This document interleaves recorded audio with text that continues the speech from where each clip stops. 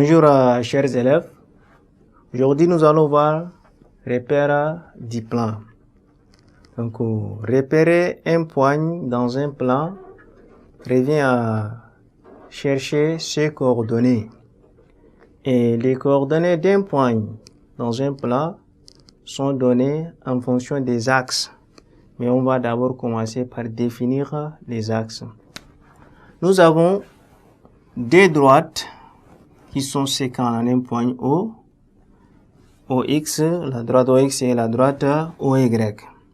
Si ces droites-là, ces deux droites sont déjà gradiées et on les a donné des vecteurs unitaires, cela revient à dire qu'on a transformé ou bien on a muni notre plan à un repère. Et ce repère-là est appelé repère du plan. Tous les points qui se trouvent sur l'axe OX là, cet axe-là, on appelle ça axe des abscisses. Axe des abscisses.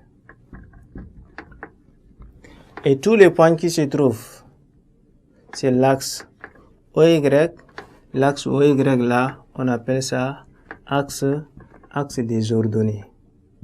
Axe des ordonnées. Si nous avons un point M du plan, on va chercher l'abscisse et l'ordonnée du point M dans ce repère du plan. Donc on va faire des projections sur la droite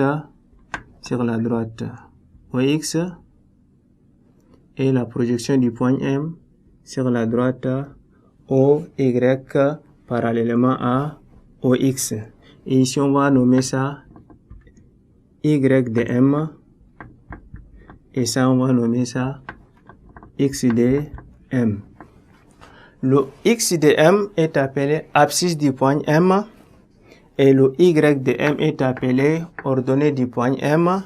Donc le couple formé par X de M et Y de M là sont appelés coordonnées du point M. Coordonnées de M. Donc XM représente l'abscisse du point M, YM représente l'ordonnée du point M. Donc le couple du point XM et YM représente les coordonnées du point M et parfois on peut noter M des coordonnées X et Y, c'est-à-dire XM et YM, ou bien on a la possibilité de noter M des coordonnées XM, YM. Donc ça, c'est la représentation d'un point de l'espace. Et le triplet O, I et J là, donne ce qu'on appelle repère du plan. Repère du plan. Donc l'axe OX représente l'axe des abscisses, l'axe OY représente l'axe des ordonnées, et si nous avons un point du plan, on fait sa projection suivant l'axe des X, puis suivant l'axe des Y, les couples formés par les projetés du point M, suivant les deux axes là, définissent ce qu'on appelle coordonnées du point. Donc si on nous demande de repérer un point dans un plan, cela revient à chercher les coordonnées de ces mêmes points là dans ce plan là.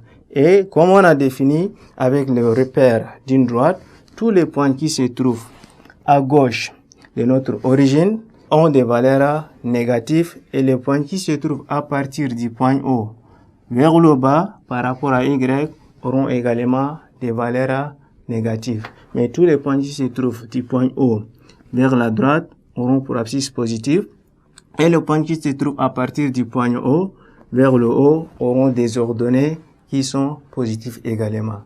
Merci, chers élèves, et à la séquence prochaine.